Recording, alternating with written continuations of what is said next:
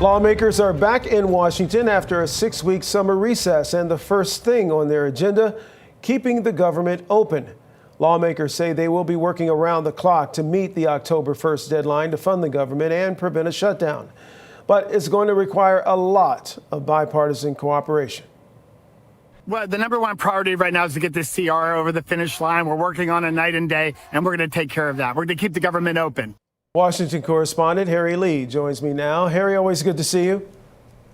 Always good to see you. What are some of the demands that you're hearing from both sides of the aisle when it comes to passing a budget? Well, Republicans I've talked to are all emphasizing budget discipline. They want targeted cuts to federal agencies and programs. And this comes after they passed a rescissions package over the summer of $9 billion, cutting those funds that were previously appropriated. It also comes despite passing the One Big Beautiful Bill. That is expected to increase the federal deficit by $3.3 trillion over 10 years. Now, on the other side, Democrats want to reverse some of the cuts in that law, specifically to Medicaid. They also want protection against unilateral cuts, like President Trump just moving last week to cancel nearly $5 billion that Congress also already appropriated for foreign aid. Now, negotiations are going to be particularly difficult this year. There is very low trust between the parties, and many Democrats are in no mood to negotiate after Republicans pushed through President Trump's tax cut and spending bill this summer without a single Democratic vote.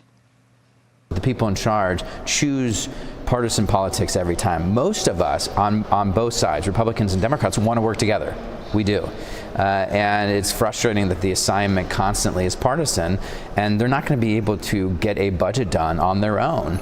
And so the only way for them to do it is to work with us. Otherwise, they're going to be responsible for a government shutdown. If the budget isn't done, the government will go into a partial shutdown. Yeah, that's an interesting way of putting it, that they would somehow spin it back to being an issue with the other side of the aisle. Listen, we still don't have a budget proposal from the White House. We have what's called the skinny budget, but we still have no idea exactly where and how most of this money is going to get spent.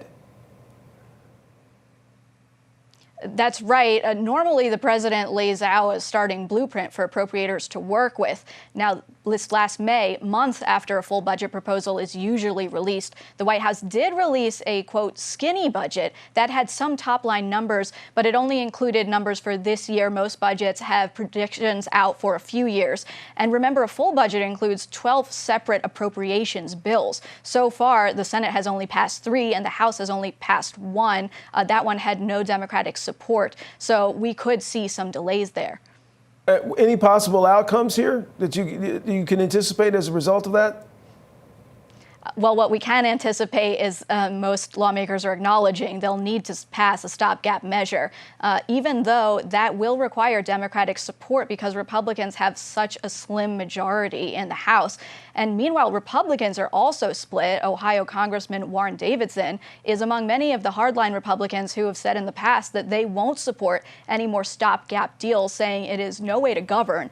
But there's no appetite on Capitol Hill for another shutdown. So, I mean, even House Speaker Mike Johnson was once among those opposed to stopgap measures, only to change his mind once he led the House. Warren Davidson has done the same. So we're probably looking at that stopgap measure called a continuing resolution.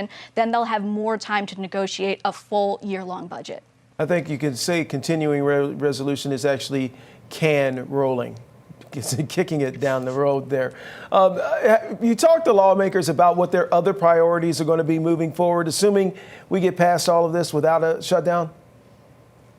Yes, well, there are many other things. They definitely have a full plate this fall. One of the things that Republicans are trying to move forward on, yesterday, the Republican Study Committee had a press conference. They want to extend President Trump's 30-day federal takeover of the D.C. police. Only Congress has the authority to extend that. Now, it's going to expire this week, so they would have to pass a law to redo it. But Trump has said he's interested in that. He's also interested in sending the National Guard Guard to other cities around the country. Some Ohio lawmakers have said they would be open to the National Guard or the Ohio National Guard going to cities in Ohio to reduce crime. And some Republicans have said they also want another reconciliation bill. That is, it's not a budget bill, but it's a bill that has to be budget related in order to require fewer Democrats to vote for it, so Republicans can get that through faster. And so they want to use that to cut even more spending. Curtis. All right. Welcome back from the summer break, I guess. Washington Correspondent Harri Leigh. Harri, thank you. Thank you. Thank you for watching our YouTube channel. Let Spectrum News be your resource for balanced, in-depth political coverage, and click the subscribe button right here. You can also download our app or watch us on TV to learn more about the candidates, where they stand on the issues, and more. We'll see you then.